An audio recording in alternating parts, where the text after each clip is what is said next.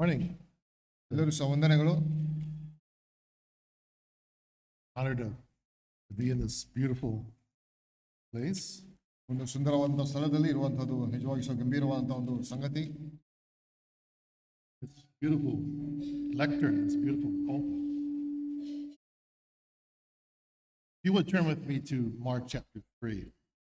ಮಾರ್ಕನ ಬರೆದ ಸುವಾರ್ತೆ 3ನೇ ಅಧ್ಯಾಯಕ್ಕೆ ನಮ್ಮ ಗಮನವನ್ನು ಹರಿಸೋಣ. ಮಾರ್ಕನ ಬರೆದ ಸುವಾರ್ತೆ 3ನೇ ಅಧ್ಯಾಯ. Now, we've been working our way through the Gospel of Mark. ಮಾರ್ಕನ ಬರೆದ ಸುವಾರ್ತೆಯನ್ನು ನಾವು ಅಧ್ಯಯನ ಮಾಡ್ತಾ ಇದ್ದೇವೆ.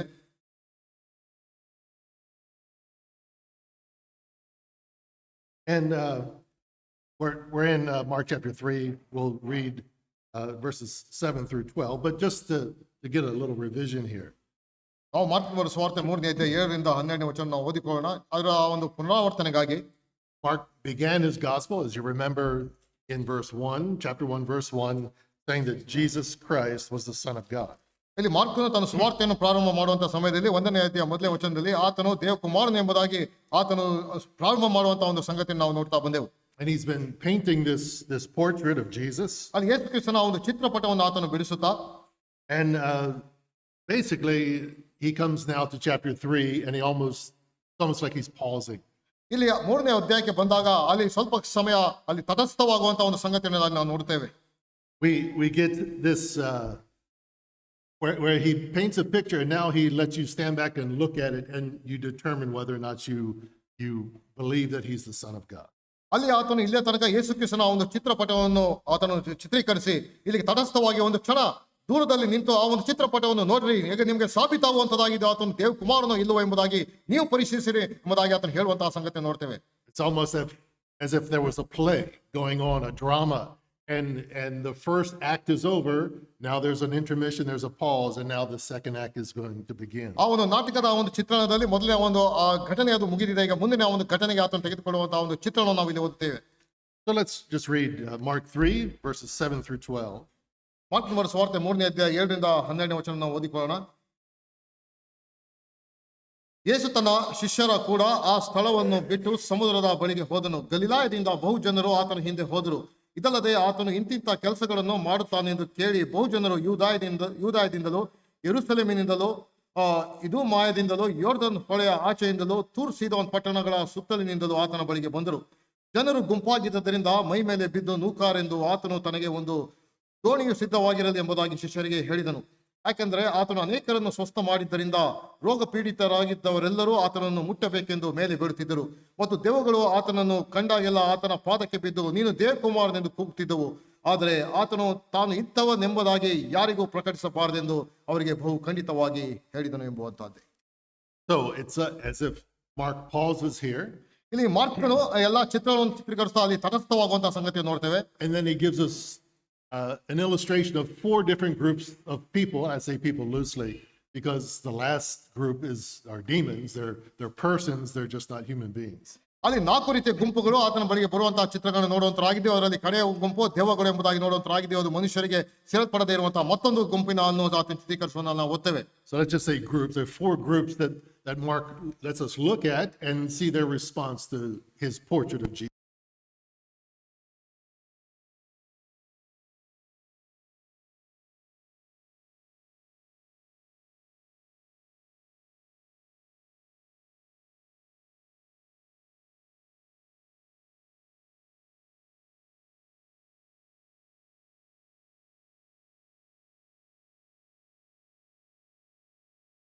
Pharisees went out immediately and held counsel with the Herodians against Jesus, how they might destroy him.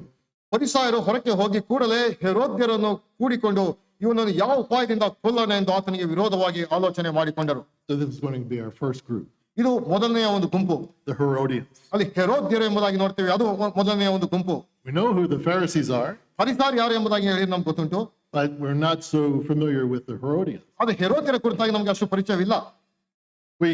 They're mentioned only in the Gospels of Matthew and Mark. ಮತ್ತಾಯನ ಸುವಾರ್ತೆ ಮತ್ತು ಮಾರ್ಕನ ಸುವಾರ್ತೆಯಲ್ಲಿ ಮಾತ್ರ ಹೆರೋದ್ಯರ ಕುರಿತಾಗಿ ನಾವು ಓದ್ತೇವೆ. And they're usually, whenever we see them working together, they're working against Jesus. ಅಲ್ಲಿ ಜೊತೆಯಾಗಿ ಅವರು ಕಾರ್ಯ ಮಾಡುವಾಗ ಎಲ್ಲವೂ ಸಹ ಎಲ್ಲಾ ಸಮಯದಲ್ಲೂ ಸಹ ಯೇಸು ಕ್ರಿಸ್ತನಿಗೆ ವಿರುದ್ಧವಾಗಿ ಮಾಡುವಂತಹ ಸಂಗತಿಯನ್ನು ನೋಡ್ತೇವೆ. Now, The Herodians may have seen Jesus as a threat to their power, ಅಲ್ಲಿ ಹೆರೋದ್ಯರು ಪ್ರಾಯಶಃ ಯೇಸು ಕ್ರಿಸ್ತನು ಈತನು ಇದೇ ರೀತಿಯಾಗಿ ಮುಂದುವರೆದ್ರೆ ನಮ್ಮ ಒಂದು ಅಧಿಕಾರಕ್ಕೆ ಧಕ್ಕೆ ಬರುವುದು ಎಂಬುದಾಗಿ ಅವರು ಆಲೋಚನೆ ಮಾಡಿದ್ರು. because he was drawing the masses to himself. ಯಾಕೆ ಅನೇಕ ಜನರ ಗುಂಪು ಆತನು ಹಿಂಬಾಲಿಸಿಕೊಂಡು ಅವರು ಹೋಗ್ತಾ ಇದ್ರು. But amazingly, Jesus may have seen the Herodians as a threat to himself and his disciples. ಅಲ್ಲಿ ಮಾತ್ರವಲ್ಲ, ಯೇಸು ಕ್ರಿಸ್ತನು ಅವರನ್ನು ನೋಡುವಾಗ ಆತನಿಗೂ ಆತನ ಶಿಷ್ಯರಿಗೂ ಒಂದು ರೀತಿಯಲ್ಲಿ ಅಪಾಯ ತರುವಂತ ಗುಂಪು ಎಂಬುದಾಗಿ ಸಹ ಆತನು ನೋಡುವಂತಹ ಸಂಗತಿ ನೋಡ್ತೇವೆ. Let's see this quickly. Go over a few chapters of Mark chapter 8. ಮಾರ್ಕನ ಸುವಾರ್ತೆ 8ನೇ ಅಧ್ಯಾಯಕ್ಕೆ ಬನ್ರಿ. Mark chapter 8 verse 15. ಮಾರ್ಕನ ಸುವಾರ್ತೆ 8ನೇ ಅಧ್ಯಾಯ 15ನೇ ವಚನ. And we'll go down through verse 18, but let's just look at verse 15 for now. And Jesus cautioned his disciples saying, watch out, beware of the leaven of the Pharisees and the leaven of Herod. ಯೇಸು ಅವರಿಗೆ ಎಚ್ಚರಿಕೆ, ಪರಿಸಾರ ಮತ್ತು ಹೆರೋದನ ಹುಳಿ ಹಿಟ್ಟಿನ ವಿಷಯದಲ್ಲಿ ನೋಡಿಕೊಳ್ಳಿರಿ ಎಂದು ಖಂಡಿತವಾಗಿ ಹೇಳಿದನು. So we have the leaven of the Pharisees and the leaven of Herod. ಅಲ್ಲಿ ಆ ಹೆರೋದ್ಯರ ಆ ಒಂದು ಹುಳಿಯ ಸಂಗತಿ, ಪರಿಸಾಯರ ಒಂದು ಹುಳಿಯ ಸಂಗತಿಯನ್ನು ಇಲ್ಲಿ ನಾವು ನೋಡ್ತೇವೆ. And it's something that Jesus wants his disciples and us today to be aware of. ಆದ್ರಿಂದ ಯಾವ ರೀತಿಯಲ್ಲಿ ಶಿಷ್ಯರಿಗೆ ಆತನು ಹೇಳಿದನೋ ನಾವು ನಮಗೂ ಸಹ ಅದೇ ಸಂಗತಿಯನ್ನು ಆತನು ತಿಳಿಸುವಂತನಾಗಿ ಇವರ ಕುರಿತಾಗಿ ನೀವು ಎಚ್ಚರಿಕೆಯಿಂದಿರಿ. Of course, they're clueless. The disciples are clueless. So verse 16, they thought Jesus was talking about bread. ಅಲ್ಲಿ ಪ್ರಾಯಶಃ ಅವ್ರಿಗೆ ಶಿಷ್ಯರಿಗೆ ಆತನು ಹೇಳ್ತಾ ಇರುವಂತಹ ಮಾತು ಅದು ಸ್ಪಷ್ಟವಾಗಿ ಅರಿವಾಗಲಿಲ್ಲ. ಯಾಕಂದ್ರೆ ರೊಟ್ಟಿಯ ಕುರಿತಾಗಿ ಅಲ್ಲಿ 14ನೇ ವಚನದಲ್ಲಿ ಆತನು ಹೇಳುವುದನ್ನು ನಾವು ನೋಡ್ತೇವೆ. Jesus says in verse 17, why are you discussing the fact that you have no bread? ಅಲ್ಲಿ ಆತನು ಅದನ್ನು ತಿಳಿದು ರೊಟ್ಟಿ ಇಲ್ಲವೆಲ್ಲ ಎಂದು ಮಾತಾಡಿಕೊಳ್ಳುವುದು ಏಕೆ ಎಂಬುದಾಗಿ ಹೇಳುವುದನ್ನು ನೋಡ್ತೇವೆ. And here it is. Here's the leaven. Do you not yet perceive or understand? Are your hearts hardened? Having eyes do you not see, and having ears do you not hear? ಇಲ್ಲಿ ಆ ಒಂದು ಹುಳಿಯನ್ನು ನಾವಿಲ್ಲಿ ನೋಡುವಂತರಾಗಿದ್ದೇವೆ. ನೀವು ಇನ್ನೂ ಗ್ರಹಿಸಲಿಲ್ಲವೋ, ತಿಳುವಳಿಕೆಗೆ ಬರಲಿಲ್ಲವೋ, ನಿಮ್ಮ ಮನಸ್ಸು ಕಲ್ಲಾಗಿದೆಯೋ, ಕಣ್ಣಿದ್ದು ಕಾಣುವುದಿಲ್ಲವೋ, ಕಿವಿದ್ದು ಕೇಳುವುದಿಲ್ಲವೋ, ನಿಮಗೆ ನೆನಪಿಲ್ಲವೋ ಎಂಬುದಾಗಿ ಹೇಳುವುದನ್ನು ನಾವು ನೋಡ್ತೇವೆ. So the leaven of the Pharisees, the leaven of Herod, is that you see but you do not perceive. You hear but you do not understand. ಪರಿಸಾಯರ ಮತ್ತು ಹೆರೋದ್ಯರ ಹುಳಿ ಇಲ್ಲದೆ ಇರುವಂತಹ ಸಂಗತಿ ಏನೆಂಬುದಾಗಿ ಹೇಳಿದ್ರೆ, ಕಣ್ಣಿದ್ದು ಕಾಣುವುದಿಲ್ಲ ಮತ್ತು ಕಿವಿದ್ದು ಕೇಳಿಸದೇ ಇರುವಂತಹ ಒಂದು ಸಂಗತಿ ಅದಾಗಿದೆ. We also see, go back to I'm sorry, we're in Luke, but we know what the Jesus actually describes what the leaven of the Pharisees is in Luke chapter 12 verse 1. ಲೂಕನ ಸುವಾರ್ತೆ 12ನೇ ಅಧ್ಯಾಯ ಮೊದಲನೇ ವಚನಕ್ಕೆ ಬಂದ್ರೆ ಆ ಪರಿಸಾಯರ ಹುಳಿಯ ಸಂಗತಿ ಏನೆಂಬುದಾಗಿ ಅಲ್ಲಿ ಚಿತ್ರೀಕರಿಸುವಂತಹ ಸಂಗತಿಯನ್ನು ಅಲ್ಲಿ ನೋಡ್ತೇವೆ. In Luke 12:1, he says, beware of the leaven of the Pharisees. Again, he says, which is hypocrisy. ಅಲ್ಲಿ 12ನೇ ಅಧ್ಯಾಯ ಮೊದಲನೇ ವಚನದಲ್ಲಿ ಪರಿಸಾಯರ ಕಪಟವೆಂಬ ಹುಳಿ ಹಿಟ್ಟಿನ ವಿಷಯದಲ್ಲಿ ಜಾಗರೂಕರಾಗಿರಿ ಎಂಬುದಾಗಿ ಆತನು ಹೇಳುವುದನ್ನು ನಾವು ನೋಡ್ತೇವೆ. So they see but they do not perceive. They hear but they do not understand, and they are hypocrites. ಅಲ್ಲಿ ಕಣ್ಣಿದ್ದು ಅದು ಕಾಣದೇ ಇರುವಂತಹ ಸ್ಥಿತಿ, ಕಿವಿದ್ದು ಕೇಳದೇ ಇರುವಂತಹ ಸ್ಥಿತಿ ಮತ್ತು ಅವರು ಕಪಟತನದಲ್ಲಿ ಇರುವಂತಹ ಆ ಒಂದು ಪರಿಸಾಯರ ಎಂಬುದಾಗಿ ಆತನು ಹೇಳುವುದನ್ನು ನೋಡ್ತೇವೆ. How many times did Jesus say, have you not read? Have you not read? Have you not read? ಎಷ್ಟು ಸಾರಿ ಯೇಸು ಕ್ರಿಸ್ತನು ನೀವು ಅದನ್ನು ಓದಲಿಲ್ಲವೋ, ನೀವು ಆ ಸಂಗತಿಗಳನ್ನು ಓದಲಿಲ್ಲವೋ ಎಂಬುದಾಗಿ ಪದೇ ಪದೇ ಆತನು ಹೇಳಿದನು. Now, what's the leaven of Herod? ಅದು ತಾನೇ ಹೆರೋದ್ಯರ ಒಂದು ಹುಳಿಯ ಒಂದು ಸಂಗತಿ.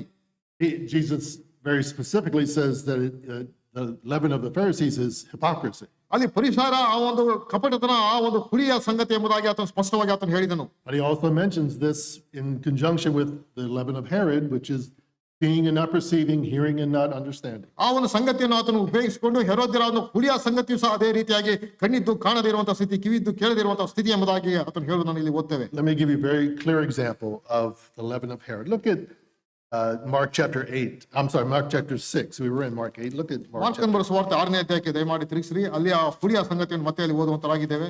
Mark 6:19 through 20. ಮಾರ್ಕನ ಸುವಾರ್ತೆ 6ನೇ ಅಧ್ಯಾಯ 19ನೇ ವಚನದಿಂದ. John the Baptist has been arrested ಅಲ್ಲಿ ಸ್ನಾನಿಕನಾದ ಯೋಹಾನನಿಗೆ ಈಗ ಸೆರೆಮನೆಗೆ ಹಾಕಿದ್ದಾರೆ. because he's telling Herod, you're not supposed to be married to your brother's wife. ನಿನ್ನ ಸಹೋದರನ ಹೆಂಡತಿ ನೀವು ಮದುವೆ ಮಾಡಿ ಕೊಡಬಾರದು ಎಂಬುದಾಗಿ ಹೆರೋದನಿಗೆ ಆತನು ಈಗಾಗಲೇ ಆತನು ಹೇಳಿದನು. You're living in adultery. ನೀನು ಅಲ್ಲಿ ವ್ಯಭಿಚಾರದಲ್ಲಿ ಇದ್ದಿ. Herod's wife, doesn't like that at all. ಆದ್ರೆ ಹೆರೋದ್ಯರ ಹೆಂಡತಿಯು ಈ ಒಂದು ಸಂಗತಿ ಮಾತುಗಳು ಆಕೆಗೆ ಇಷ್ಟವಾಗಲಿಲ್ಲ. She wants to kill John the ಅಲ್ಲಿ Baptist. ಸ್ನಾನಿಕನಾದ ಯೋಹಾನನ್ನು ಕೊಲ್ಲಬೇಕೆಂಬುದಾಗಿ ಆಕೆ ಹೊಂಚು ಹಾಕಿದಳು. But Herod is protecting it.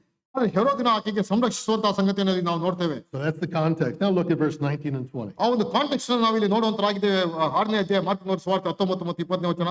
And Herodias, that's Herod's wife, had a grudge against John the Baptist and wanted to put him to death but she could not, for Herod feared John, knowing that John was a righteous and holy man, and Herod kept him safe. But when Herod heard him, he was greatly perplexed, and yet Herod heard John gladly. ಇದಕ್ಕೆ ಹೆರೋದ್ಯಳು ಅವನ ಮೇಲೆ ದ್ವೇಷವಿಟ್ಟುಕೊಂಡು ಅವನನ್ನು ಕೊಲ್ಲಿಸಬೇಕೆಂದಿದ್ದರೂ ಆಗದೆ ಹೋಯಿತು. ಹೆರೋದನು ಯೋಹಾನನನ್ನು ನೀತಿವಂತನೆಂದು ದೇವಭಕ್ತನೆಂದು ತಿಳಿದು ಹಂಚಿಕೊಂಡು ಅವನಿಗೆ ಯಾವ ಅಪಾಯವೂ ಬಾರದಂತೆ ಇಟ್ಟಿದ್ದನು. ಇದಲ್ಲದೆ ಯೋಹಾನನು ಹೇಳಿದ್ದನ್ನು ಅವನು ಕೇಳಿದಾಗ ಮನಸ್ಸಲ್ಲಿ ಬಹು ಗಲಿಬಿಲಿ ಹುಟ್ಟಿದ್ರು ಅವನ ಮಾತನ್ನು ಸಂತೋಷದಿಂದ ಕೇಳುತ್ತಿದ್ದನು. That's the leaven of Herod. ಬೇರೆ ಆ ಒಂದು ಹೆರೋದನ ಆ ಒಂದು ಹುಳಿಯ ಸಂಗತಿ ಎಂಬುದಾಗಿ ಹೇಳಿದ್ರೆ ಇದು ತಾನೇ ಅದಾಗಿದೆ. He had ears to hear, well, he had ears, but he could not hear. He could not understand. ಆತನ ಕಿವಿಯಲ್ಲಿ ಕೇಳಿಸ್ಕೊಳ್ತಾ ಇದ್ದನು, ಆದ್ರೆ ಆತನಿಗೆ ಅದು ಗ್ರಹಿಸದೇ ಇರುವಂತಹ ಸಂಗತಿ ಅದಾಗಿತ್ತು. When he heard him, he was greatly perplexed. So he was moved by John's words. He was convicted by John's words. ಆತನ ಮಾತುಗಳನ್ನು ಕೇಳಿದಾಗ ಮನಸ್ಸಲ್ಲಿ ಬಹು ಗಲಿಬಿಲಿ ಹುಟ್ಟಿದ್ರು ಅವನ ಮಾತನ್ನು ಸಂತೋಷದಿಂದ ಕೇಳುತ್ತಿದ್ದನು ಎಂಬುದಾಗಿ ಗೊತ್ತೇವೆ. And even though he was convicted of sin, he still heard him gladly. ಅದು ಪಾಪದ ಒಂದು ಅರಿವು ಹುಟ್ಟಿದ್ದಾಗಿ ಸಹ ಆ ಸಂಗತಿಯನ್ನು ಆತನ ಸಂತೋಷವಾಗಿ ಕೇಳಿಸಿಕೊಂಡನು. That's the leaven that Jesus is warning about. ಆ ಒಂದು ಹುಳಿಯ ಕುರಿತಾಗಿ ನೀವು ಎಚ್ಚರಿಕೆ ಇದ್ದೀರಿ ಎಂಬುದಾಗಿ ಯೇಸು ಕ್ರಿಸ್ತನು ಎಚ್ಚರಿಕೆ ಕೊಡುವುದನ್ನು ಓದ್ತೇವೆ. People are influenced by the truth. They tolerate the truth, and they even at times enjoy the truth. ಕೆಲವು ಸಾರಿ ಸತ್ಯವನ್ನು ಅವರು ಗ್ರಹಿಸಿಕೊಂಡಿದ್ದಾಗಿಯೂ ಸತ್ಯವನ್ನು ಅವರು ಅನುಭವಿಸಿದ್ದಾಗಿಯೂ ಸಹ ಅವನು ಸತ್ಯದಲ್ಲಿ ಆನಂದ ಪಡುವಂತರಾಗಿದ್ದಾರೆ ಮತ್ತು ಸಂತೋಷ ಪಡುವಂತರಾಗಿದ್ದಾರೆ. Even though they're under the weight of conviction, they still seem to enjoy it. ಆ ಒಂದು ಮನಸ್ಸಾಕ್ಷಿ ಚುಚ್ಚಿದ್ದಾಗಿ ಸಹ ಅವನು ಸತ್ಯದಲ್ಲಿ ಸಂತೋಷ ಪಡುವುದನ್ನು ನೋಡ್ತೇವೆ. They tolerate truth. ಆ ಸತ್ಯವನ್ನು ಸಹಿಸಿಕೊಳ್ಳುವಂತಹ ಒಂದು ಸಂಗತಿ. They think that they're followers of Jesus. They think they're a disciple of Jesus. ಅವರು ನಾವು ಯೇಸು ಕ್ರಿಸ್ತನ ಅನುಯಾಯಿಗಳು, ಆತನ ಶಿಷ್ಯರು ನಾವಾಗಿದ್ದೇವೆ ಎಂಬುದಾಗಿ ಅವರು ಭಾವಿಸುವಂತರಾಗಿದ್ದಾರೆ. And actually they're Herodian. ಆದ್ರೆ ಅವರು ನಿಜವಾದಂತಹ ಸಂಗತಿ ಅವರು ಹೆರೋದ್ಯನ ಗುಂಪಿಗೆ ಸೇರಿದಂತವರು. We have that today, don't we? ಇಂದಿಗೂ ಸಹ ಅದೇ ಗುಂಪು ಇದೆ ನಮ್ಮ ಮಧ್ಯೆ ಇದೆ ಅಲ್ಲವೋ? And we have a second group. ಅದಾದ ನಂತರ ಎರಡನೇ ಒಂದು ಗುಂಪನ್ನು ನೋಡ್ತೇವೆ. These are the disciples. ಅದು ಆತನ ಶಿಷ್ಯರು. Look at verse 7. ಆ 7ನೇ ವಚನಕ್ಕೆ ಬನ್ರಿ. Jesus withdrew with his disciples to the sea. ಯೇಸು ತನ್ನ ಶಿಷ್ಯರು ಕೂಡ ಆ ಸ್ಥಳವನ್ನು ಬಿಟ್ಟು ಸಮುದ್ರದ ಬಳಿಗೆ ಹೋದನು. Just a brief side step here, little rabbit trail. It says Jesus withdrew. ಅಲ್ಲಿ ಸಮುದ್ರದ ಬಳಿಗೆ ಹೋದನು ಎಂಬುದಾಗಿ ಓದ್ತೇವೆ. ಆ ಸ್ಥಳವನ್ನು ಬಿಟ್ಟು ಸಮುದ್ರದ ಬಳಿಗೆ ಹೋದನು. Now when you withdraw from some place, you're doing it for a reason. ಒಂದು ಸ್ಥಳವನ್ನು ಬಿಟ್ಟು ಮತ್ತೊಂದು ಸ್ಥಳಕ್ಕೆ ಹೋಗುವುದು ಎಂಬುದಾಗಿ ಹೇಳಿದ್ರೆ ಏನೋ ಒಂದು ಕಾರಣವನ್ನು ಇಟ್ಟುಕೊಂಡವನಾಗಿ ಮಾಡ್ತಾ ಇರುವಂತಹ ಸಂಗತಿ. And the reason is because he's just had 5 confrontations with the Pharisees. ಯಾಕೆಂಬುದಾಗಿ ಹೇಳಿದ್ರೆ 5 ಬಾರಿ ಆತನು ಆ ವಿರೋಧಾಭಾಸವನ್ನು ಅಲ್ಲಿ ಆ ಪರಿಸರದಿಂದ ಆತನು ಎದುರಿಸಿದ ಸಂಗತಿ ಅದಾಗಿತ್ತು. 4 back in chapter 2 and 1 at the beginning of chapter 3. ಅಲ್ಲಿ 2ನೇ ಅಧ್ಯಾಯದಲ್ಲಿ 4 ಸಾರಿ ಅವರಿಗೆ ವಿರೋಧವನ್ನು ವ್ಯಕ್ತಪಡಿಸಿದಂತಹ ಸಂಗತಿ, 3ನೇ ಅಧ್ಯಾಯ ಪ್ರಾರಂಭದಲ್ಲಿ ಸಹ ಪರಿಸರವನ್ನು ಎದುರಿಸಿದಂತಹ ಸಂಗತಿಯನ್ನು ಓದ್ತೇವೆ. So he's withdrawing for protection, I guess, against the Pharisees and the scribes, but he's also withdrawing because of the people.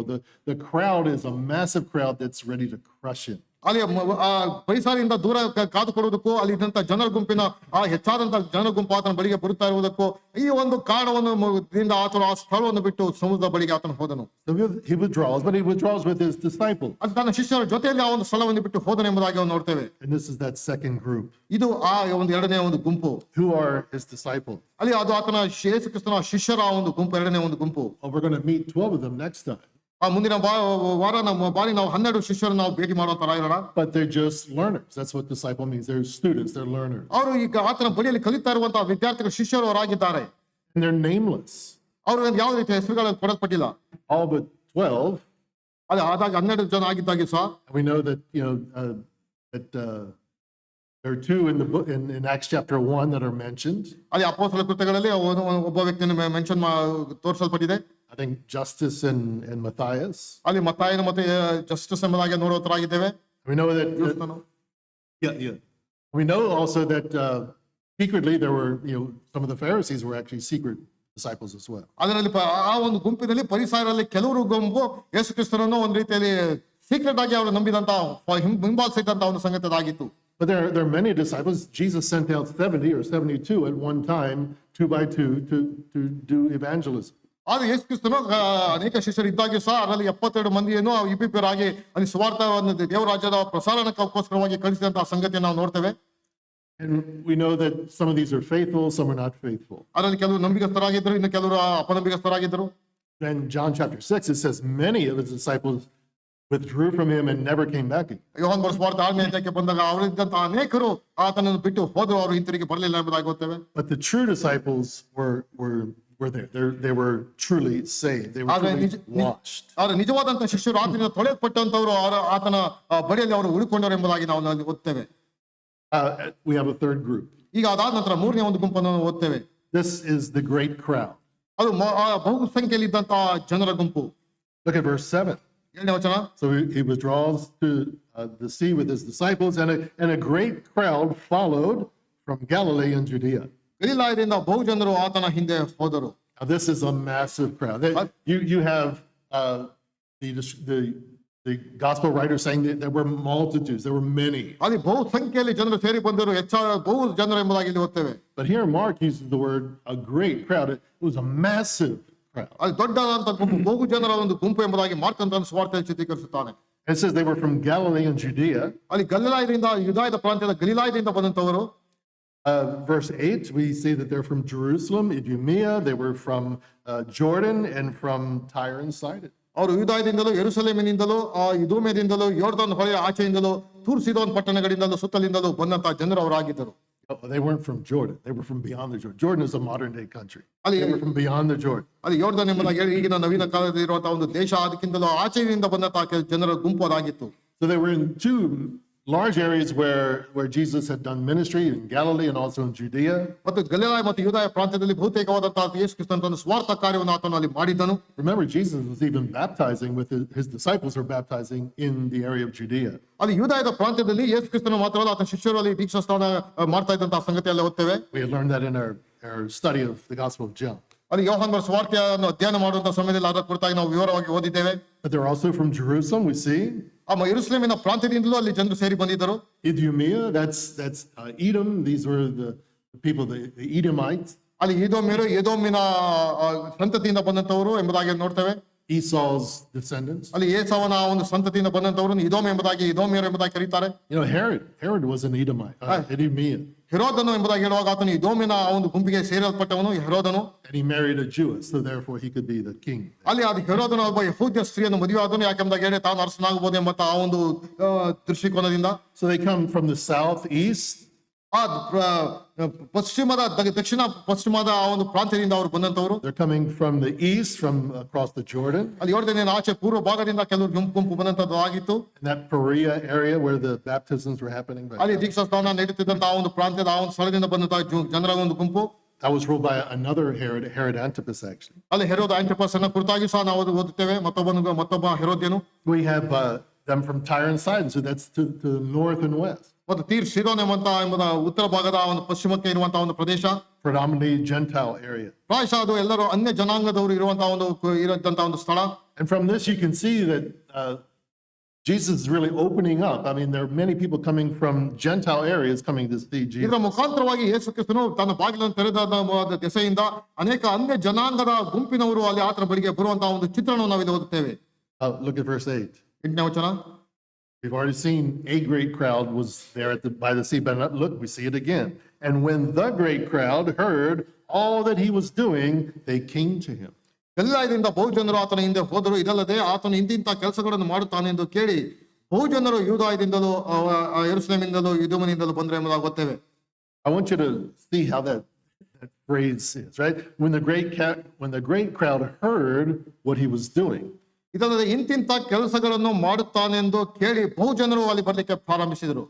You see, it doesn't say when the great crowd heard what he was preaching.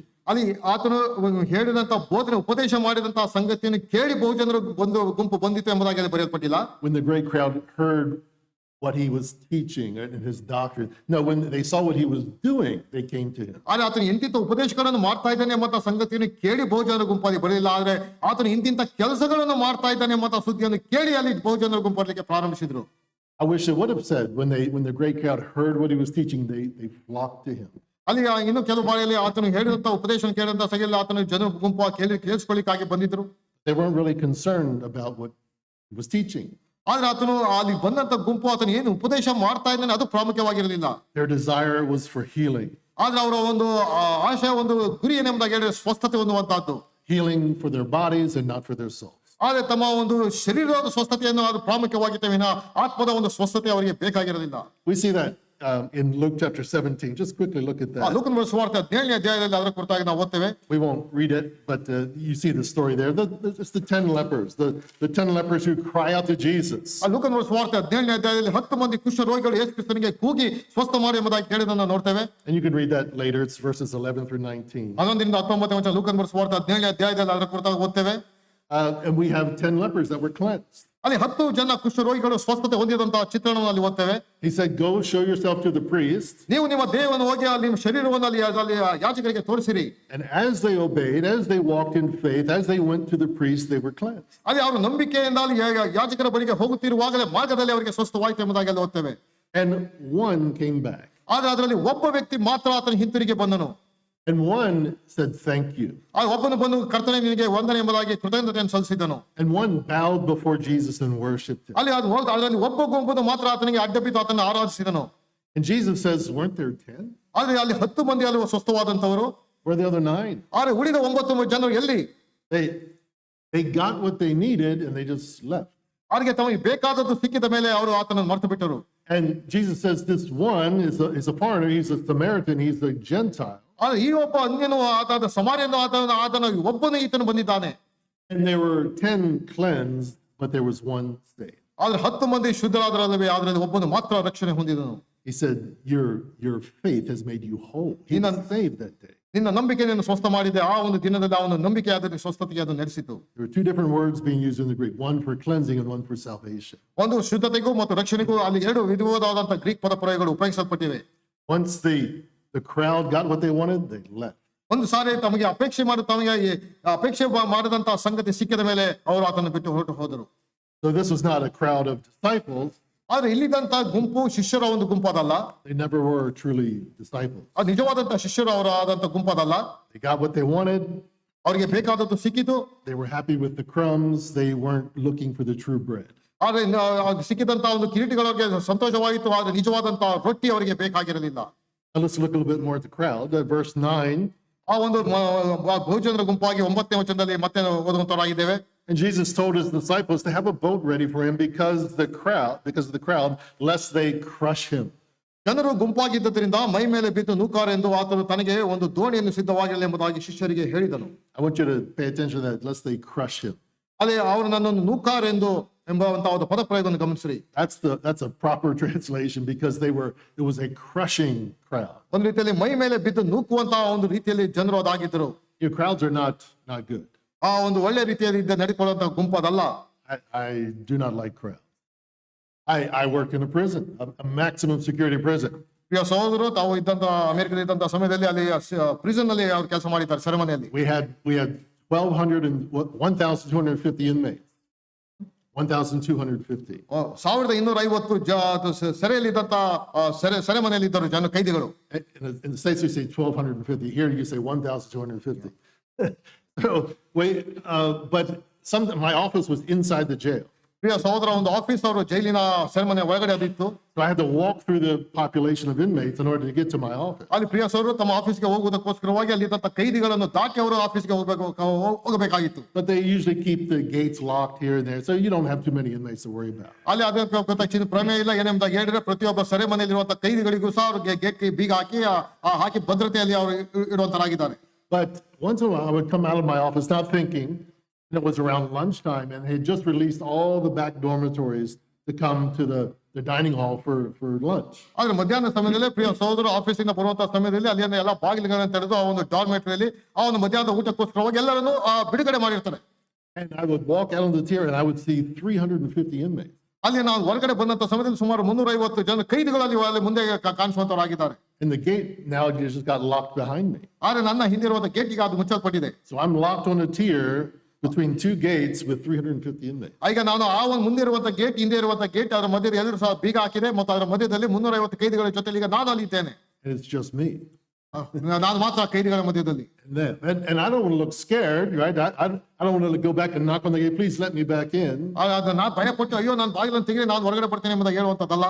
So I just walk down the tier through all 350 inmates. ನಾನು ಆ ಮಧ್ಯದಲ್ಲಿ 350 ಕೈದಿಗಳ ಮಧ್ಯದಲ್ಲಿ ನಾನು ಹೊರಗೆ ನಾನು ನೆಡ್ಕೊಂಡು ಬಂದೆ. You stand somewhere near the gate and you put your back up against the wall so nobody stabs you in the back. ನಾನು ಒಂದು ಬಾಗಿಲಿಗೆ ಹೋಗಿ ನಾನು ಅವ್ರಿಗೆ ಬೆನ್ನನ್ನು ತೋರಿಸದೆ, ನಾನು ಯಾವ ತೊಂದರೆ ಕೊಡಬಾರ್ದು ಎಂಬುದಾಗಿ ನಾನು ಮುಖ ಮಾಡಿಕೊಂಡು ನಿಂತ್ಕೊಂಡೆ. And you wait for that other officer on the other side of that locked gate to come and unlock the gate and let you through. ಅಲ್ಲಿ ಮತ್ತೊಬ್ಬ ಆಫೀಸರ್ ಬಂದು ಆ ಒಂದು ಬಾಗಿಲನ್ನು ತೆಗೆದು ಹೊರಗಡೆ ಬರುವುದಕ್ಕೋಸ್ಕರ ಸಮಯಕ್ಕಾಗಿ ಕಾಯ್ತಾ ಇದ್ದೆ. Those were scary times. ಒಂದು ರೀತಿಯಲ್ಲಿ ಒಂದು ಭಯ ಹುಟ್ಟಿಸುವಂತ ಒಂದು ಸಂದರ್ಭಗಳಾಗಿರ್ತದೆ. So crowds can be dangerous. ಅನೇಕ ಬಾರಿ ಈ ಒಂದು ಜನರ ಗುಂಪು ಅಪಾಯವನ್ನು ತರುವಂತ ಒಂದು ಗುಂಪು. You know how it is in India. Everything will be going along smoothly. All of a sudden, there's rocks being thrown, buses are being burned. Everything just happens just like that. ಆದ್ರೆ ನಮ್ಮ ದೇಶದಲ್ಲಿ ವಿಭಿನ್ನವಾದಂತಹ ಒಂದು ಜನರ ಗುಂಪು ಎಲ್ಲವೂ ಸಹ ಸುಲಲಿತವಾಗಿ ಹೋಗ್ತಾ ಇರ್ತದೆ. ಆದ್ರೆ ಒಂದು ಕ್ಷಣದಲ್ಲಿ ಆ ಒಂದು ಜನರ ಗುಂಪು ಕಲ್ಲನ್ನು ಎಸೆಯುವಂತಹದ್ದು, ಬೆಂಕಿ ಬಸ್ಗಳಿಗೆ ಬೆಂಕಿ ಹಾಕುವುದು, ಅದು ವ್ಯತಿರಿಕ್ತವಾಗಿ ನಡೆಯುವಂತಹ ಸಂಗತಿಯನ್ನು ಇಲ್ಲಿ ನಾವು ನೋಡ್ತೇವೆ. Now, think of that. With that mindset, think this is Jesus in this crowd, and this is a crushing crowd. ಆ ಒಂದು ಸಂಗತಿಯನ್ನು ಮನಸ್ಸಲ್ಲಿ ಇಟ್ಟುಕೊಂಡವರಾಗಿ ಯೇಸು ಕ್ರಿಸ್ತನ ಚಿತ್ರೀಕರಿಸುವಂತಹ ಸಂಗತಿ, ಬಹುಜನ ಗುಂಪು ನನ್ನನ್ನು ನೂಕಿ ತಳ್ಳ್ಯಾರೆಂದು ಆತನ ಸ್ಥಳವನ್ನು ಬಿಟ್ಟು ಹೋದಂತಹ ಸಂಗತಿಯನ್ನು ಚಿತ್ರೀಕರಿಸಿಕೊಳ್ಳ್ರಿ. And he says, have a boat ready so I can kind of push a little bit away from the mob. ನಾನು ಅವರಿಂದ ಸ್ವಲ್ಪ ದೂರ ಇರುವುದಕ್ಕೋಸ್ಕರವಾಗಿ ಒಂದು ದೋಣಿಯನ್ನು ಸಿದ್ಧಪಡಿಸ್ರಿ ಎಂಬುದಾಗಿ ಆತನ ಶಿಷ್ಯರಿಗೆ ಆತನು ಹೇಳಿದನು. But Jesus uses this to his advantage. This mob mentality, he really uses it to his advantage. ಅಲ್ಲಿ ಅದರಿಂದ ಜನರ ಗುಂಪನ್ನು ಉಪಯೋಗಿಸಿಕೊಂಡವನಾಗಿ ಅಲ್ಲಿ ಆ ಸಂದರ್ಭವನ್ನು ಸದುಪಯೋಗಪಡಿಸಿಕೊಳ್ಳುವಂತಹ ಸಂಗತಿಯಲ್ಲಿ ನಾವು ಓದ್ತೇವೆ. Because he can always like start rowing away from the shore and go on the other side of the sea and leave the crowd behind. He has an escape route. ಒಂದು ರೀತಿಯಲ್ಲಿ ಆತನು ಪ್ರತಿ ಬಾರಿ ಸಹ ಅನೇಕ ಬೇರೆ ನಿದರ್ಶನಗಳಲ್ಲೂ ಸಹ ಆತನ ಒಂದು ದೋಣಿಯನ್ನು ಸಿದ್ಧಪಡಿಸಿಕೊಂಡು ಆ ಒಂದು ಜನರ ಗುಂಪನ್ನು ಬಿಟ್ಟು ಹೋದಂತಹ ಸನ್ನಿವೇಶಗಳನ್ನು ನಾವು ನೋಡ್ತೇವೆ. And he's saying, you know what? If you want me to heal, you're going to have to listen to my sermon first. ಆದ್ರೆ ಆತನಿಗೆ ಅನೇಕ ಬಾರಿ ಹೇಳಿದಂತ ಮಾತು, ನೀವು ಸ್ವಸ್ಥ ಹೊಂದಬೇಕಾಗಿ ಅಪೇಕ್ಷೆಯವರಾಗಿದ್ದರೆ ಮೊದಲು ನಾನು ಹೇಳುವಂತ ಉಪದೇಶವನ್ನು ನೀವು ಮೊದಲು ಕೇಳಿರಿ. We have something in America called missions. ಈ ಅಮೆರಿಕದಲ್ಲಿ ಮಿಷನ್ಸ್ ಎಂಬುದಾಗಿ ಕರೆಯುವಂತರಾಗಿದ್ದಾರೆ. And they're usually in the inner city where the poor people are, the homeless people are. ಆ ಒಂದು ಒಳಗಡೆ ಒಂದು ಪ್ರಾಂತ್ಯದಲ್ಲಿ ನಿರ್ಗತಿಕರು ನಿರಾಶ್ರಿತರು ಇರುವಂತಹ ಒಂದು ಸ್ಥಳಗಳಲ್ಲಿವೆ. And they offer free food to homeless people. ಅಲ್ಲಿ ನಿರ್ಗತಿಕರು ನಿರಾಶ್ರಿತಿಗೆ ಉಚಿತವಾದಂತಹ ಒಂದು ಆಹಾರವನ್ನು ಕೊಡುವಂತಹ ಒಂದು mission ಅದಾಗಿರುವಂತದ್ದಾಗಿದೆ. And these usually people are down and out, homeless or alcoholics or drug addicts, and they're living on the street with no food. ಅಲ್ಲಿ ಬೀದಿಗಳಲ್ಲಿ ಮದ್ಯಪಾನ ವ್ಯಸನಿಗಳು ಆ ಒಂದು ಎಲ್ಲಾ ರೀತಿಯ ಕಾರ್ಯಗಳಲ್ಲಿ ತೊಡಗಿಸಿಕೊಂಡು ನಿರ್ಗತಿಗಳು ನಿರಾಶ್ರಿತರು ಅವರಿಗೆ ಒಂದು ರೀತಿಯ ಆಹಾರವನ್ನು ಒದಗಿಸುವಂತ ಒಂದು ಮಿಷನ್ ಅದು. And they go out and they invite everybody, come in, we have free food. ಅಲ್ಲಿ ಒಂದು ಮಿಷನ್ ಅವರು ಹೋಗಿ ಅಲ್ಲಿ ಅದಕ್ಕೆ ಬನ್ನಿ ನಮ್ಮ ಬಳಿ ಉಚಿತವಾದಂತ ಆಹಾರವಿದೆ ಎಂಬುದಾಗಿ ಕರೆಯನ್ನು ಕೊಡುವಂತರಾಗಿದ್ದಾರೆ. But before they open up the dining hall, they have to listen to a sermon first. ಆದ್ರೆ ಅಲ್ಲಿ ಡೈನಿಂಗ್ ಹಾಲಿನಲ್ಲಿ ಆ ಒಂದು ಊಟವನ್ನು ಕೊಡುವುದಕ್ಕಿಂತ ಮೊದಲು ಅಲ್ಲಿ ಕೇಳುವಂತ ಒಂದು ಉಪದೇಶವನ್ನು ವಾಕ್ಯವನ್ನು ಅವ್ರು ಕೇಳಬೇಕಾಗಿತ್ತು. And some of them are like, I don't want that. And they'll stay they just stay hungry. But this is what Jesus is doing. You're going to listen to my sermon first, and then I'm going to heal you. ಇಲ್ಲಿ ಯೇಸು ಕ್ರಿಸ್ತನ ಆ ಒಂದು ಸಂಗತಿಯನ್ನು ಆತನು ಹೇಳ್ತಿದ್ದಾನೆ, ನಾನು ನಿಮ್ಗೆ ಸ್ವಸ್ಥನ ಮಾಡ್ತೇನೆ ನಿಜ, ಆದ್ರೆ ಮೊದಲು ನಾನು ಕೇಳುವಂತ ಉಪದೇಶವನ್ನು ನೀವು ಮೊದಲು ಕೇಳ್ರಿ. But it got to the point where they weren't even listening to the sermon. ಆದ್ರೆ ಅಲ್ಲಿ ಆ ಒಂದು ಉಪದೇಶವನ್ನು ಕೇಳುವಂತ ಒಂದು ಸ್ಥಿತಿಯಲ್ಲಿ ಅವರು ಇಲ್ಲ. And he began to do this go get in a boat and push off. We saw it back in chapter 2, right? ಅಲ್ಲಿ ಮುಂದೆ ಹಿಂದಿನ 2ನೇ ಅಧ್ಯಾಯದ ಕುರಿತು ಓದುವಂತರಾಗಿದ್ದೇವೆ. ಆತನು ಸ್ವಲ್ಪ ದೂರ ದೋಣಿಯನ್ನು ಹತ್ತಿ ಆತನು ಸ್ವಲ್ಪ ದೂರಕ್ಕೆ ಆತನು ನೂಕಿಸಿಕೊಂಡು ಅನಂತರ ಉಪದೇಶವನ್ನು ಮಾಡಿದ್ರೆ ಎಂಬುದನ್ನು ನಾವು ನೋಡ್ತೇವೆ. And he does it here in chapter 3. He's going to do it again in chapter 4 verse 1. ಇಲ್ಲಿ 3ನೇ ಅಧ್ಯಾಯದಲ್ಲಿ ಓದ್ತೇವೆ ಮತ್ತು 4ನೇ ಅಧ್ಯಾಯ ಮೊದಲನೇ ವಚನ ಅದರಲ್ಲೂ ಸಹ ಇದೇ ಚಿತ್ರಣವನ್ನು ಅಲ್ಲಿ ಓದ್ತೇವೆ. In fact, go to Mark chapter 4 verse 1. 4ನೇ ಅಧ್ಯಾಯ ಮೊದಲನೇ ವಚನ ಮಾರ್ಕನ ಬರೆದ ಸುವಾರ್ತೆ. There's a shift in Jesus' ministry here. ಇಲ್ಲಿ ಆತನು ತನ್ನ ಸ್ವಾರ್ಥ ಸೇವೆಯಲ್ಲಿ ಅಲ್ಲಿ ಬದಲಾವಣೆ ಆದಂತಹ ಸಂಗತಿಯನ್ನು ಇಲ್ಲಿ 4ನೇ ಅಧ್ಯಾಯದಲ್ಲಿ ಓದ್ತೇವೆ. Not only is there a shift that he chooses 12 and he sends them out 2 by 2 to preach and to heal and to cast out, doing all that, there's a shift there, but there's also a shift in the way he teaches. ಇಲ್ಲಿ ಆತನು ತಾನು ಉಪದೇಶ ಮಾಡ್ತಾ ಇದ್ದಂತಹ ರೀತಿಯಲ್ಲಿ ಬದಲಾವಣೆ ತಂದುಕೊಂಡಂತಹ ಸಂಗತಿಯನ್ನು ನೋಡ್ತೇವೆ. ಅಲ್ಲಿ 12 ಮಂದಿ ಶಿಷ್ಯರಿಗೆ ಇಬ್ಬಿಬ್ಬರಾಗಿ ಅಲ್ಲಿ ದೇವರ ರಾಜ್ಯದ ಒಂದು ಪ್ರಸಾರಕ್ಕಾಗಿ ಕಳಿಸಿದನು. ಮಾತ್ರವಲ್ಲ ಇಲ್ಲಿ ಈ ಒಂದು ಅಧ್ಯಾಯದಿಂದ ಆತ ಉಪದೇಶವನ್ನು ಆತನು ಮಾಡುವಂತಹ ರೀತಿಯನ್ನು ಅಲ್ಲಿ ಬದಲಾಯಿಸಿದಂತಹ ಸಂಗತಿಯನ್ನು ನಾವು ನೋಡ್ತೇವೆ. Look at verse 1, Mark 4. 4ನೇ ಅಧ್ಯಾಯ ಮೊದಲನೇ ವಚನ. He began to teach again by the sea. Remember, he went to the sea and got in a boat, and he's doing it again. So this is something he's doing repetitively. ಅಲ್ಲಿ ಪದೇ ಪದೇ ಆತನು ಸಮುದ್ರದ ಒಂದು ದಡದಲ್ಲಿ ತನ್ನ ದೋಣಿಯನ್ನು ದೂರಕ್ಕೆ ನೂಕಿಯಲ್ಲಿ ಉಪದೇಶ ಮಾಡ್ತಾ ಇದ್ದ ಸಂಗತಿಯ ಪದೇ ಪದೇ ಓದುವಂತರಾಗಿದ್ದೇವೆ. ಇಲ್ಲಿ ಮತ್ತೊಂದು ಚಿತ್ರಣ ಇಲ್ಲಿ 4ನೇ ಅಧ್ಯಾಯದಲ್ಲಿ ಓದ್ತೇವೆ. And a very large crowd. There's that crowd again. ಇಲ್ಲಿ ಆತನ ತಿರುಗಿ ಇಲ್ಲಿ ಬಹು ಜನರ ಗುಂಪು ಎಂಬುದಾಗಿ ಮತ್ತೆ ಇಲ್ಲಿ ಓದ್ತೇವೆ. And a massive crowd gathered to him, and he got in a boat in the sea, and he sat down in the boat, And the whole crowd was by the sea on the land. ಬಹುಜನರು ಆತನ ಬಳಿಗೆ ಕೂಡಿ ಬಂದದ್ದರಿಂದ ಆತನು ಸಮುದ್ರದಲ್ಲಿದ್ದ ದೋಣಿ ಹತ್ತಿ ಕೂತುಕೊಂಡನು. ಆ ಜನರೆಲ್ಲರೂ ಸಮುದ್ರದ ಹತ್ತಿರ ನೆಲದ ಮೇಲೆ ಇದ್ದರು.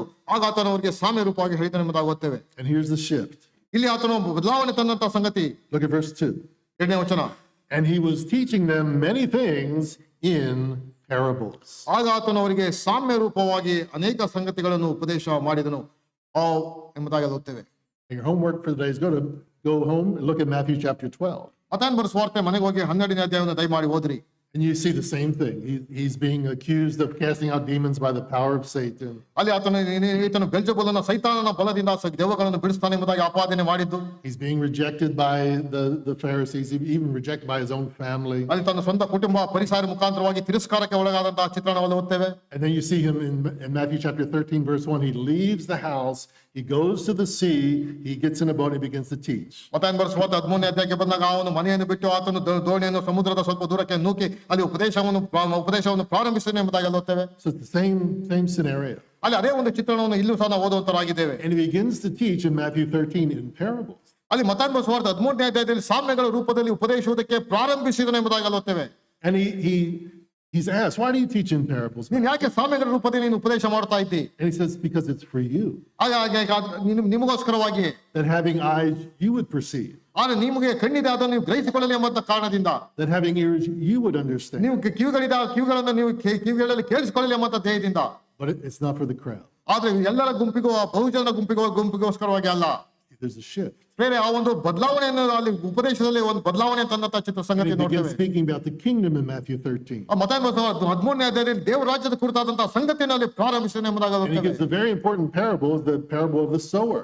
ಅಲ್ಲಿ ಆತನು ಬಿತ್ತುವನ ಸಾಮ್ಯಗಳನ್ನು ಸಹ ಅಲ್ಲಿ ಚಿತ್ರೀಕರಿಸುವಂತಹ ಸಂಗತಿ ನೋಡ್ತೇವೆ. And later he explains the parable to his disciples. ಅದಾನಂತರ ಬಿತ್ತುವನ ಸಾಮ್ಯವನ್ನು ಅಲ್ಲಿ ವಿವರಿಸುವಂತಹ ಶಿಷ್ಯರಿಗೆ ವಿವರಿಸಿದ ಸಂಗತಿ ನೋಡ್ತೇವೆ. And he says, if you don't understand this parable, you can't understand any of the parables. ನೀವು ಈ ಒಂದು ಸಾಮ್ಯವನ್ನು ಅರ್ಥ ಮಾಡಿಕೊಳ್ಳದಿದ್ರೆ ಬೇರೆ ಯಾವ ಸಾಮ್ಯವೂ ಸಹ ನಿಮಗೆ ಅರ್ಥವಾಗುವುದಿಲ್ಲ. Very important, that parable. ಆದ್ರಿಂದ ಆ ಒಂದು ಸಾಮ್ಯ ಅದು ಬಹಳ ಪ್ರಾಮುಖ್ಯವಾದದ್ದು. And in that parable, you have seed that's sown on the footpath with very hard ground packed down, and the seed can't take root and it produces no fruit. ಆ ಒಂದು ಸಾಮ್ಯದಲ್ಲಿ ದಾರಿಯ ಮುಖದಲ್ಲಿ ಬಿದ್ದಂತಹ ಬೀಜ ಅದು ಭೂಮಿ ಕಠಿಣವಾದ್ರಿಂದ ಅದು ಒಣಗಿ ಒಂದು ಸಂಗತಿನ ಅಲ್ಲಿ ಓದ್ತೇವೆ. What did he say the leaven of the Pharisees was? ಅದು ಯಾವ ರೀತಿಯಲ್ಲಿ ಫರಿಸಾಯರನ್ನು ಹುಳಿ ಎಂಬುದಾಗಿ ಹೇಳಿದ್ರೆ ಏನು ಎಂಬುದಾಗಿ ಆತನು ಹೇಳಿದನು. He said, you don't perceive, you don't understand. Is your heart hard? ನಿಮ್ಮ ಹೃದಯ ಕಠಿಣವಾಗಿದೆ, ನೀವು ಗ್ರಹಿಸಿಕೊಳ್ಳಲಾದಂತ ಸ್ಥಿತಿಯಲ್ಲಿ ನೀವು ಇದ್ದೀರಿ. And Jesus is describing those people like the Pharisees who have that hard heart that the seed can't even get the root to grow down. ಯಾವ ರೀತಿಯಲ್ಲಿ ಫರಿಸಾಯರ ಹೃದಯ ಕಠಿಣವಾಗಿದೆಯೋ ಆ ಒಂದು ಯಾವ ರೀತಿ ಕಠಿಣವಾಗಿದೆ ಎಂಬುದಾಗಿ ಹೇಳಿದ್ರೆ ಯಾವ ರೀತಿಯಲ್ಲಿ ಆ ಬೀಜ ಗಟ್ಟಿಯಾದಂತ ನೆಲದ ಮೇಲೆ ಬಿದ್ದು ತನ್ನ ಬೇರನ್ನು ಅದು ಚಾಚಲಿಕ್ಕೆ ಆಗದೆ ಹೋಯ್ತು, ಅದೇ ಒಂದು ರೀತಿಯಲ್ಲಿ ಫರಿಸಾಯರ ಹೃದಯವಾದಿದೆ ಎಂಬುದಾಗಿ ಆತನು ಹೇಳಿದನು. And you have the weedy soil. ಅಲ್ಲಿ ಆದಂತ ಮತ್ತೊಂದು ಕಡೆಯಲ್ಲಿ ಮಣ್ಣಿನ ಮೇಲೆ ಬಿದ್ದಂತ ಒಂದು ಬೀಜ. And Jesus says it's the cares of this world, the deceitfulness of riches that comes and it chokes out that seed that's trying to grow and produce fruit, but it produces no fruit. ಇಹಲೋಕದ ಎಲ್ಲ ಜಂಜಾಟಗಳು, ಎಲ್ಲ ಲೋಕದ ವ್ಯವಹಾರಗಳ ಸಂಗತಿಗಳು ಆ ಎಲ್ಲವೂ ಆವರಿಸಲ್ಪಟ್ಟು ಅದು ಬೆಳೆದ ಹಾಗೆ ಅದು ಒಂದು ಗಿಡವು ಬೆಳೆದ ಹಾಗೆ ಅದು ಆವರಿಸಲ್ಪಡುವಂತದ್ದಾಗಿದೆ. And it's almost like the Herodians. ಅದೆಲ್ಲವೂ ಸಹ ಒಂದು ಹೆರೋದ್ಯರ ರೀತಿಯಲ್ಲಿ ಅದು ಇದೆ. Oh, how do I get the right political connections? ಅದು ಯಾವ ರೀತಿ ನಾನು ರಾಜಕೀಯ ಹೋಗಿ ನನ್ನನ್ನು ನಾನು ಅವರ ಜೊತೆಯಲ್ಲಿ ಸೇರಿಕೊಳ್ಳಲಿ, How do I stay in power? How do we get money? How do we make it ends meet? ನನಗೆ ಯಾವ ರೀತಿಯಲ್ಲಿ ನಾನು ಹಣವನ್ನು ಗಳಿಸಿಕೊಳ್ಳಲಿ, ಯಾವ ರೀತಿಯಲ್ಲಿ ನಾನು ಅಧಿಕಾರವನ್ನು ಗಳಿಸಿಕೊಳ್ಳಲಿ ಎಂಬುದಾಗಿ ಆಲೋಚನೆ ಮಾಡುವಂತದ್ದು. They can't produce fruit. They don't grow. ಅಂತವು ಯಾವ್ದು ಬೆಳೆಯಲಿಕ್ಕೆ ಸಾಧ್ಯವಿಲ್ಲ, ಫಲವನ್ನು ಕೊಡಲಿಕ್ಕೆ ಅಂತ ಒಂದು ಗುಂಪು ಸಾಧ್ಯವಿಲ್ಲ. And you have the rocky soil. ಆ ಒಂದು ರೀತಿಯಲ್ಲಿ ಗಟ್ಟಿಯಾದಂತಹ ಒಂದು ಕಲ್ಲಿನ ಮೇಲೆ ಬಿದ್ದಂತಹ ಒಂದು ಸಂಗತಿ. It receives the word with joy. ಸಂತೋಷವಾಗಿ ಅವರು ದೇವರ ವಾಕ್ಯವನ್ನು ಸ್ವೀಕರಿಸುತ್ತಾರೆ. And you see this rapid growth. ಅದು ತಕ್ಷಣ ಅದು ಬೇಗನೆ ಬೆಳೆಯುವಂತಹ ಒಂದು ಚಿತ್ರಣ ಅಲ್ಲಿ ನೋಡ್ತೇವೆ. Because the soil is rocky and the roots can't go down, so it shoots the shoot up. ಅಲ್ಲಿ ಒಂದು ತೆಳುವಾದಂತಹ ಒಂದು ಮಣ್ಣಿನ ಮೇಲೆ ಕೆಳಗಡೆ ಕಲ್ಲಿನ ಬಂಡೆ ಇದೆ, ಅದ್ರ ಮೇಲೆ ಬಿದ್ದು ಅದು ಬೇಗನೆ ಚಿಗುರುವಂತಹದ್ದು. And you say, wow, what a remarkable change in this person's life. ಈ ಒಬ್ಬ ವ್ಯಕ್ತಿಯಲ್ಲಿ ಎಂತ ಒಂದು ದೊಡ್ಡದಾದಂತಹ ಬದಲಾವಣೆ ಆಗಿದೆ ಎಂಬುದಾಗಿ ನಾವು ಹೇಳುವಂತರಾಗಿದ್ದೇವೆ. But it falls away when tribulation and persecution arise. ಆದ್ರೆ ಕಷ್ಟ ಕಾರ್ಪಣ್ಯಗಳು ಬಂದಾಗ ಆ ಒಬ್ಬ ವ್ಯಕ್ತಿ ಬೇಗನೆ ಆತನು ದಾರಿ ಹೋಗುವಂತನಾಗಿದ್ದಾನೆ. It's a great crowd. ಅದು ಬಹುಜನ ಗುಂಪಿಗೆ ಸಂಬಂಧಪಟ್ಟಂತಹ ಸಂಗತಿ. Get what they want. ಅವ್ರಿಗೆ ಏನ್ ಸಿಕ್ಕಿತು, ಅದು ಬೇಕಾದದ್ದು ಅವ್ರಿಗೆ ಸಿಕ್ಕಿತು. And it's harder to follow Christ than it is to not follow Christ. They just leave. ಅದು ಆತನಿಗೆ ಹಿಂಬಾಲಿಸುವ ಒಂದು ಕಷ್ಟಕರವಾಗಿದೆ, ಅದನ್ನ ಹಿಂಬಾಲಿಸದೇ ಇದ್ರೆ ಸರಿ ಎಂಬುದಾಗಿ ಹೇಳುವಂತ ಜನ. Sometimes the only way to really find out a real disciple of Christ is to give them time. ಅಲ್ಲಿ ನಿಜವಾದ ಶಿಷ್ಯರು ಎಂಬುದಾಗಿ ಹೇಳುವಾಗ ಗುರುತಿಸುವುದು ನಿಜವಾದ ಶಿಷ್ಯರು ಎಂಬುದು ಗುರುತಿಸುವುದು ಹೇಗೆ ಎಂಬುದಾಗಿ ಹೇಳಿದ್ರೆ ಯಾವಾಗ ನಾವು ಆತನಿಗೆ ಸಮಯವನ್ನು ಕೊಡ್ತೇವೋ ಆಗ. And when they go through suffering, when they go through persecution, and they remain, they abide, that's when you know they're a true disciple. ಕಷ್ಟ ಕಾರ್ಪಣ್ಯಗಳ ಮಧ್ಯೆ ಎಲ್ಲ ಹಿಂಸೆಗಳ ಮಧ್ಯೆ ದಾಟಿ ಹೋಗುವಾಗ ಅವರು ದೃಢವಾಗಿ ಯಾವ ಶಿಷ್ಯನು ಕಾಣಿಸಿಕೊಳ್ಳುತ್ತಾನೋ ಆಗ ಆತನು ನಿಜವಾದಂತಹ ಶಿಷ್ಯನು ಎಂಬುದಾಗಿ ನಾವು ಗ್ರಹಿಸಿಕೊಳ್ಳಬಹುದು. When the excitement, the joy wears off, and they come down to real life and they abide, they're a true believer. ಆ ಸಂತೋಷ ಆನಂದ ಎಂಬುದಾಗಿ ಹೊರಟು ಹೋದಾಗ ಅಲ್ಲಿ ನಿಜವಾದಂತಹ ವಾಸ್ತವ ಸ್ಥಿತಿಗೆ ಅವರು ಬಂದಾಗ ಆ ಒಂದು ಸ್ಥಿತಿಯಲ್ಲಿ ಅವರು ಮುಂದಿರುತ್ತಾರೋ ಆಗ ಅವರು ನಿಜವಾದಂತಹ ಶಿಷ್ಯರು ಎಂಬುದಾಗಿ ನಾವು ಅಲ್ಲಿ ಗ್ರಹಿಸಿಕೊಳ್ಳಬಹುದು. See, in that parable, there was nothing wrong with the seed. ಅಲ್ಲಿ ಆ ಒಂದು ಸಾಮ್ಯದಲ್ಲಿ ಆ ಒಂದು ಬೀಜದಲ್ಲಿ ಯಾವ ರೀತಿಯ ಕಲ್ಮಶ ತೊಡಕು ಎನ್ನುವಂತದ್ದು ಅಲ್ಲಿ ಇಲ್ಲ. Nothing wrong with the sower. ಆ ಒಂದು ಮಣ್ಣಿನಲ್ಲೂ ಸಹ ಯಾವುದೇ ರೀತಿಯ ತೊಡಕು ಎನ್ನುವಂತದ್ದು ಇಲ್ಲ. The sower could be completely incompetent. The sower didn't have to be a farmer. He could have been a fisherman. It could have been anybody. Just throw the seed. There's nothing wrong with the sower. ಅಲ್ಲಿ ಬಿತ್ತುವನಾದ ಯಾವುದೇ ರೀತಿಯ ವ್ಯಕ್ತಿ ಅದಾಗಿರ್ಬೋದು, ಆತನು ಮೀನುಗಾರನಾಗಿರ್ಬೋದು, ಆತನು ಬಂದು ತನ್ನ ಕಾರ್ಯ ಮಾಡಿದನು ಬೀಜವನ್ನು ತೆಗೆದು ಅಲ್ಲಿ ಆ ಹೊಲದಲ್ಲಿ ಆತನು ಬಿತ್ತಿ ಹೋದರು ಅಷ್ಟೇ. The problem was with the condition of the person's heart. ಆದ್ರೆ ಸಮಸ್ಯೆ ಏನೆಂಬುದಾಗಿ ಹೇಳಿರೋ ಒಬ್ಬ ಮನುಷ್ಯನ ಆ ಒಂದು ಹೃದಯದ ಒಂದು ಸ್ಥಿತಿ ಯಾವ ರೀತಿಯಲ್ಲಿ ಇದೆ ಅದರ ಮೇಲೆ ಅದು ಅವಲಂಬಿತವಾಗಿದೆ. Continuing with the crowd, verse 10, 10ನೇ ವಚನ, Mark 3:10. ಮಾರ್ಕನ ಸುವಾರ್ತೆ 3ನೇ ಅಧ್ಯಾಯ 10ನೇ ವಚನ. For he had healed many, Jesus had healed many, so that all who had disease pressed around him to touch him. ಯಾಕಂದ್ರೆ ಆತನು ಅನೇಕರನ್ನು ಸ್ವಸ್ಥ ಮಾಡಿದ್ದರಿಂದ ರೋಗ ಪೀಡಿತರಾಗಿದ್ದವರೆಲ್ಲರೂ ಆತನನ್ನು ಮುಟ್ಟಬೇಕೆಂದು ಮೇಲೆ ಬೀಳುತ್ತಿದ್ದರು.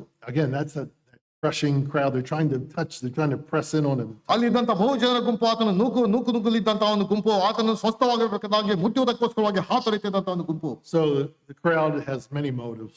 ಅನೇಕ ರೀತಿಯ ದೃಷ್ಟಿಕೋನಗಳನ್ನು ಹೊಂದಿದಂತ ಒಂದು ಜನರ ಗುಂಪು ಇದು. One final group here. ಕಡೆದಾಗಿ ಒಂದು ಗುಂಪನ್ನು ಓದುವಂತರಾಗಿದ್ದೇವೆ. This is what I was saying. They're persons. They're just not human beings. ಅದು ವ್ಯಕ್ತಿಗಳೆಂಬುದಾಗಿ ಹೇಳಿದಾಗಿ ಸಹ ಮನುಷ್ಯರು ಸಂಬಂಧಪಟ್ಟಂತ ಗುಂಪಲ್ಲ. It's the demons. ಅಲ್ಲಿ ದೆವ್ವಗಳೆಂಬುದಾಗಿ ಓದ್ತೇವೆ. We had the Herodians, we had the disciples, we had the great crowd. Now we have the demons. ಅಲ್ಲಿ ನಾವು ಹೆರೋದ್ಯರ ಕುರಿತಾಗಿ ನೋಡಿದೆವು, ಮತ್ತೆ ಶಿಷ್ಯರ ಗುಂಪ ನೋಡಿದೆವು, ಬಹು ಜನರ ಗುಂಪನ್ನು ನೋಡಿದೆವು, ಮತ್ತು ಕಡೆದಾಗಿ ದೆವ್ವಗಳ ಗುಂಪನ್ನು ಇಲ್ಲಿ ನೋಡ್ತೇವೆ. Verse 11. 11ನೇ ವಚನ. Whenever the unclean spirits saw him, they would fall down before him and cry out, "You are the Son of God." ಮತ್ತು ದೆವ್ವಗಳು ಆತನನ್ನು ಕಂಡಾಗೆಲ್ಲ ಆತನ ಪಾದಕ್ಕೆ ಬಿದ್ದು ನೀನು ದೇವಕುಮಾರನೆಂದು ಕೂಗುತ್ತಿದ್ದವು. This prosepipton, it's to fall an inferior to fall down in front of a superior. ಅಲ್ಲಿ ಆತನು ಉನ್ನತೋನ್ನತವಾದಂತಹ ಆತನ ಮುಂದೆ ಕೆಳಮಟ್ಟದಂತ ದೆವ್ವಗಳು ಆತನಿಗೆ ಅಲ್ಲಿ ಬೀಳುವುದನ್ನು ನಾವು ನೋಡುವಂತರಾಗಿದ್ದೇವೆ. And this is the part I really didn't understand until now. Verse 12. 12ನೇ ವಚನ. And Jesus strictly ordered these unclean spirits not to make him known. ನೀನು ದೇವಕುಮಾರನೆಂದು ಕೂಗುತ್ತಿದ್ದವಾದರೆ ಆತನು ತಾನು ಎಂಥವನೆಂಬುದಾಗಿ ಯಾರಿಗೂ ಪ್ರಕಟಿಸಬಾರದೆಂದು ಅವರಿಗೆ ಖಂಡಿತವಾಗಿ ಹೇಳಿದನು. Why would he do that? ಯಾಕೆ ಆತನು ಈ ರೀತಿಯಾಗಿ ಆತನು ಹೇಳಿದನು? Why would he silence the demons? ಅಲ್ಲಿ ದೆವ್ವಗಳು ಈ ರೀತಿಯಾಗಿ ಹೇಳಬಾರದೆಂಬುದಾಗಿ ಯಾಕೆ ಆತನು ಹೇಳಿದನು? Just like he saw a threat to his disciples with the Herodians. ಅಲ್ಲಿ ಹೆರೋದ್ಯರ ಮುಖಾಂತರವಾಗಿ ಎಲ್ಲಿ ತಮ್ಮ ಶಿಷ್ಯರಿಗೆ ಅಪಾಯವನ್ನು ಒದಗಿದೆ ಎಂಬುದಾಗಿ ಕಂಡನು. Maybe he was seeing a threat here as well. ಪ್ರಾಯಶಃ ಇಲ್ಲೂ ಸಹ ಒಂದು ರೀತಿಯ ಅಪಾಯ ಒದಗಿ ಬರಬಹುದೆಂಬಂತ ಒಂದು ಧ್ಯೇಯದಿಂದ. It wasn't a threat to his person. He's God. ಯಾಕಂದ್ರೆ ಆತನು ದೇವಾದಿದೇವನಾಗಿದ್ದಾನೆ, ಅವನಿಗೆ ಯಾವ ರೀತಿ ಅಪಾಯ ಬರುವುದಕ್ಕೆ ಸಾಧ್ಯವಿಲ್ಲ. The inferior is bowing to the superior. ಅಲ್ಲಿ ಆದಂತಹ ಕೆಳಮಟ್ಟದಂತವು ಆ ಸಾರ್ವಭೌಮತ್ವನಿಗೆ ಅವರು ಅಡ್ಡ ಬೀಳುವಂತಹ ಸಂಗತಿಯಲ್ಲಿ ನೋಡ್ತೇವೆ. So it wasn't a threat to his person, but it creates confusion. ಯಾಕಂದ್ರೆ ಆತನಿಗೆ ಅಪಾಯ ತರುವಂತಹ ಸಂಗತಿ ಅಲ್ಲ, ಆದ್ರೆ ಅಲ್ಲಿ ಆ ಗಲಿಬಿಲಿಯನ್ನು ತರುವಂತಹ ಒಂದು ಸಂಗತಿಗಳು ನಡೆಯಬಹುದು. And we'll see that confusion probably next time we're together. Look at Mark chapter 3. Go down to verse 22. ಮುಂದಿನ ಬಾರಿ ಆ ಒಂದು ಗಲಿಬಿಲಿ ಏನೆಂಬುದಾಗಿ ನಾವು ನೋಡೋಣ. ಅದಕ್ಕೆ ಒಂದು ಮಾರ್ಕನ ಸುವಾರ್ತೆ 3ನೇ ಅಧ್ಯಾಯ verse 20, Mark 3:22. ಈ ಮಾರ್ಕನ 3ನೇ ಅಧ್ಯಾಯ 22ನೇ ವಚನಕ್ಕೆ ನಾವು ತಿರುಗಿಸುವಂತರಾಗೋಣ. A few verses down, it says, "The scribes who came down from Jerusalem were saying, he is possessed by Beelzebul." ಇದಲ್ಲದೆ ಯೆರೂಸಲೇಮಿನಿಂದ ಬಂದಿದ್ದ ಶಾಸ್ತ್ರಿಗಳು ಇವನನ್ನು ಬೆಲ್ಜೆಬೂಲನ್ನು ಹಿಡಿದಿದ್ದಾನೆಂತಲೂ ಎಂಬುದಾಗಿ ಅಲ್ಲಿ ಓದ್ತೇವೆ. Where did they get that from? ಅವ್ರಿಗೆ ಎಲ್ಲಿಗೆ ಬೆಲ್ಜೆಬೂಲನ್ ಎಂಬಂತ ಒಂದು ಪದಪ್ರಯೋಗ ಎಲ್ಲಿಂದ ಅವರಿಗೆ ಸಿಕ್ಕಿತು? They just made that up. ಅವರು ತಾವು ಸೃಷ್ಟಿ ಮಾಡಿದಂತ ಒಂದು ಸಂಗತಿ. They just got together over dinner one night like, hey, you know what, let's come up with a plan. Yeah, let's say he's from Satan. ಪ್ರಾಯಶಃ ನಾವು ಬೇರೆ ಒಂದು ಆಲೋಚನೆ ತೆಗೆದುಕೊಂಡವರು ಬರೋಣ, ಪ್ರೀತನ್ ಸೈತಾನಿಗೆ ಸಂಬಂಧಪಟ್ಟಂತೆ ಎಂಬಂತ ಸಂಗತಿಯನ್ನು ನಾವು ಪ್ರಕಟ ಮಾಡೋಣ. I think maybe they got the idea from these demon-possessed people who are now manifesting the demon that's in them, and that demon is saying, "You are the Son of God." Maybe they're like, well, the demon-possessed person and this guy, and maybe they're working together.